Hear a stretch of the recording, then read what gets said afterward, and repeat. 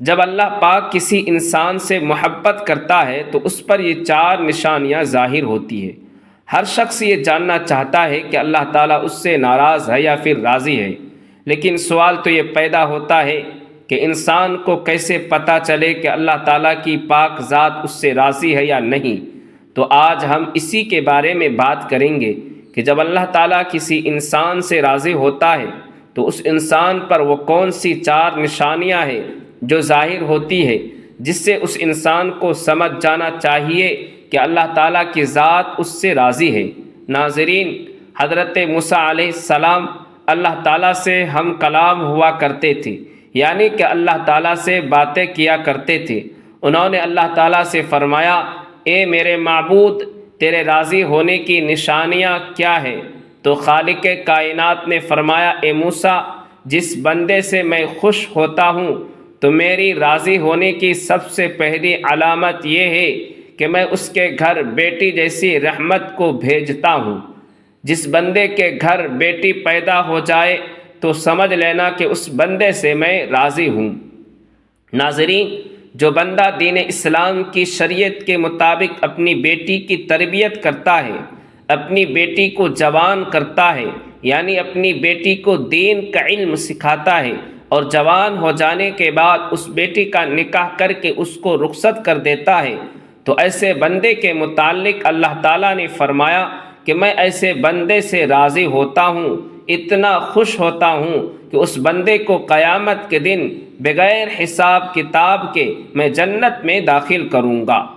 اس بات کی وضاحت ہمیں احادیث محمدی سے ملتی ہے کہ حضرت محمد مصطفیٰ صلی اللہ علیہ وسلم نے اپنے صحابہ سے ارشاد فرمایا کہ میرے صحابہ، جس بندے کی 3 بیٹیاں ہوں اور وہ اپنی تینوں بیٹیوں کی اچھی طرح پرورش کرے، میرے دین کی تعلیم دے، تینوں بیٹیوں کو قرآن سکھائے، حلال کا لقمہ انہیں کھلا کر ان تینوں بیٹیوں کو جوان کرے، اور جوان کرنے کے بعد شریعت محمدی کے مطابق، یعنی میری شریعت کے مطابق اپنی بیٹیوں کا نکاح کر کے ان کو رخصت کر دے، تو مجھے قسم ہے اس اللہ کی جس کے قبضے قدرت میں میری جان ہے، وہ بندہ مجھے اتنا پسند ہے کہ قیامت کے دن نفسا نفسی کا عالم ہوگا، اور وہ 3 بیٹیوں کا باپ اور میں جنت میں اس طرح داخل ہوں گے جس طرح یہ دونوں انگلیاں آپس میں ملی ہوئی ہیں۔ ابھی رسول خدا صلی اللہ علیہ وسلم یہ بات سنا ہی رہے تھے کہ ایک شخص کھڑا ہوا اور کہنے لگا، یا رسول اللہ، جن کی 3 بیٹیاں ہوں گی وہ تو آپ کے ساتھ جنت میں چلا جائے گا، لیکن یا رسول اللہ، جن کی 2 بیٹیاں ہوں گی تو وہ کہاں جائیں گے؟ تو ہمارے پیارے آقا صلی اللہ علیہ وسلم نے فرمایا، اے میرے صحابی، 2 بیٹیوں والا باپ بھی قیامت کے دن جنت میں میرے ساتھ ہی داخل ہوگا۔ جیسے یہ ایک انگلی دوسرے انگلی کے ساتھ جڑی ہوئی ہے، پھر ایک دوسرا شخص کھڑا ہوا اور وہ کہنے لگا، یا رسول اللہ، 3 بیٹیوں والا تو جنت میں چلا جائے گا اور 2 بیٹیوں والا بھی آپ کے ساتھ جنت میں چلا جائے گا، لیکن یا رسول اللہ، میری تو صرف ایک ہی بیٹی ہے، تو کیا میں آپ کے ساتھ جنت میں نہیں جا پاؤں گا؟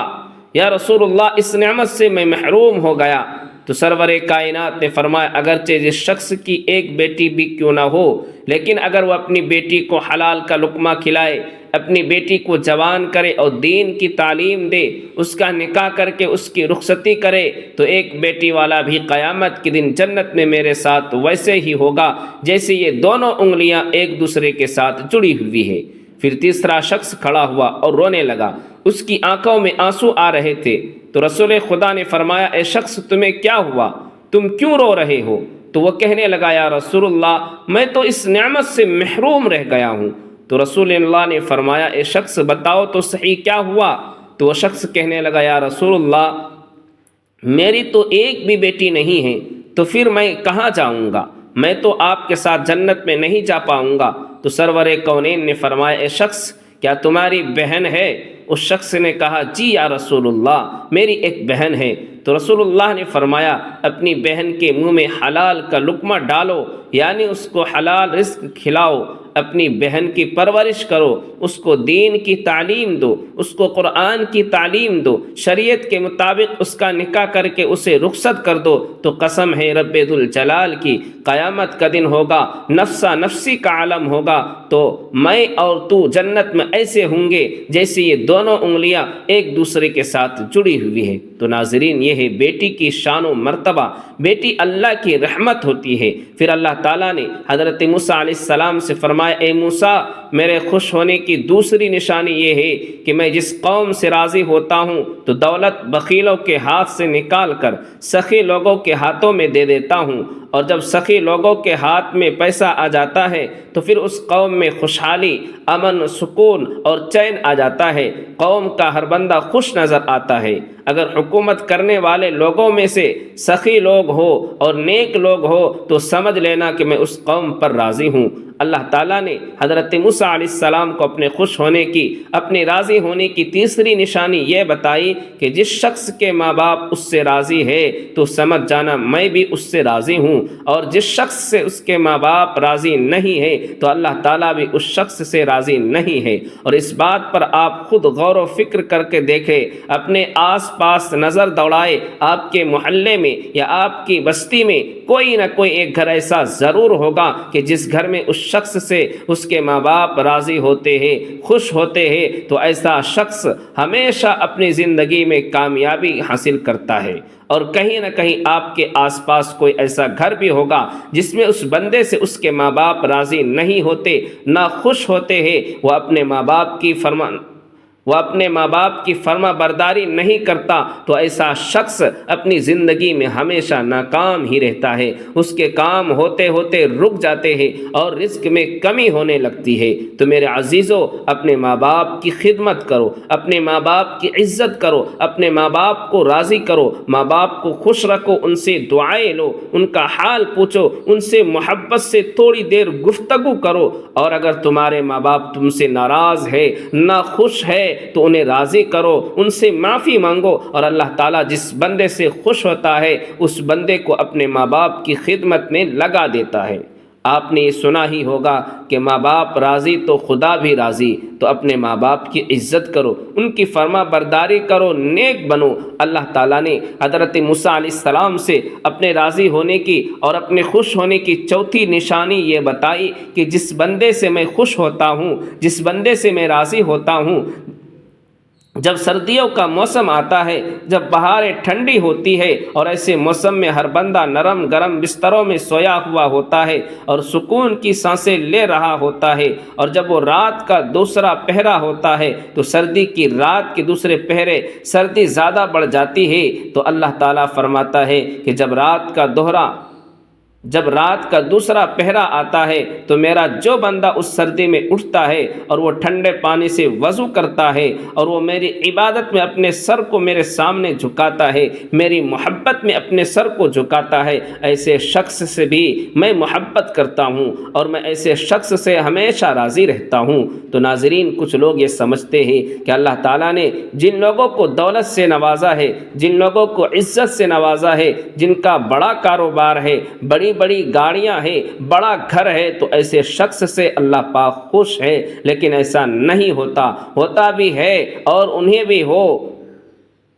ہوتا بھی ہے اور نہیں بھی، کیونکہ اللہ تعالیٰ جس سے راضی ہوتا ہے اس کا امتحان لیتا ہے، اور اللہ تعالیٰ جو چاہے وہ کر سکتا ہے، اور جس سے محبت کرتا ہے اس کو آزماتا ہے۔ اور گاڑی، بنگلہ، عزت، کاروبار، پیسے، دولت، یہ ساری چیزیں اللہ تعالیٰ کے راضی ہونے کی یا خوش ہونے کی نشانیاں نہیں، یہ چیزیں تو ہر انسان حاصل کر سکتا ہے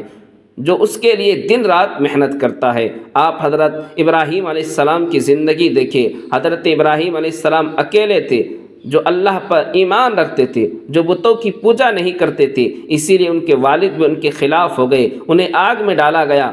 ان کے لوگ ان کے خلاف ہو گئے۔ سوچو، اگر اللہ تعالیٰ ان سے اتنی محبت کرتا تھا اور ان کے ساتھ ایسے معاملے ہوئے، اللہ کی طرف سے ایسی آزمائش آئی، اور حضرت ابراہیم علیہ السلام نے ہر آزمائش کو ایمان کے ساتھ، صبر کے ساتھ اللہ تعالیٰ پر یقین کے ساتھ پورا کیا۔ اور آج ہم یہ کہتے ہیں کہ جس شخص کے پاس اچھا کاروبار ہے، دولت ہے، بڑی گاڑیاں ہیں، بڑے بنگلے ہیں، بڑی زمینیں ہیں، جائیداد ہے، اللہ تعالیٰ صرف اس سے محبت کرتا ہے، ایسا نہیں۔ بلکہ اگر آپ صحیح سلامت ہے، آپ کا جسم صحیح سلامت ہے، آپ کا گھر صحیح سلامت ہے، آپ کے گھر میں رہنے والے صحیح سلامت ہے، آپ کے ماں باپ صحیح سلامت ہے، آپ کو اولاد جیسی نعمت سے نوازا ہے، اللہ تعالیٰ نے آپ کو تھوڑا ہی کماتے ہو لیکن حلال کماتے ہو تو بھی اللہ تعالیٰ آپ سے راضی ہوتا ہے، خوش ہوتا ہے۔ یہ بھی اللہ تعالیٰ کی نعمت ہی ہے جو اللہ تعالیٰ نے آپ سے راضی ہو کر آپ کو دی ہے۔ ضروری نہیں کہ اللہ تعالیٰ جس شخص سے راضی ہو اسے دولت دے،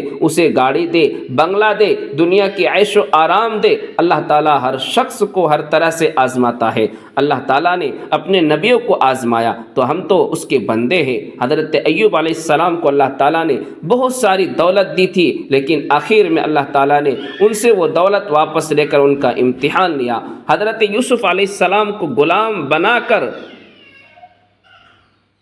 کنویں میں ڈالا گیا، اللہ تعالیٰ نے انہیں وہاں سے نکال کر مصر کا بادشاہ بنا دیا۔ ہمارے نبی حضرت محمد صلی اللہ علیہ وسلم فاقے کرتے تھے، کتنے دنوں تک ان کے گھروں میں چولہا نہیں جلا کرتا تھا۔ رسول اللہ کے نواسے حضرت امام حسین علیہ السلام کی کتنی بڑی قربانی علی۔ تو اللہ تعالیٰ ہر شخص کو الگ الگ طرح سے آزماتا ہے، الگ الگ چیزوں سے آزماتا ہے۔ کسی کو دولت دے کر آزماتا ہے تو کسی سے دولت لے کر آزماتا ہے۔ اللہ تعالیٰ قرآن میں فرماتا ہے کہ بے شک ہم تمہیں آزمائیں گے اور ضرور آزمائیں گے۔ اللہ پاک ہمیں دین و اسلام پر ثابت قدم رہنے کی توفیق عطا فرمائے اور ہمیں نیکوکاروں میں شامل کرے۔ ناظرین، کمنٹ باکس میں اللہ تعالیٰ کے 99 مبارک ناموں میں سے ایک نام ضرور ٹائپ کیجیے۔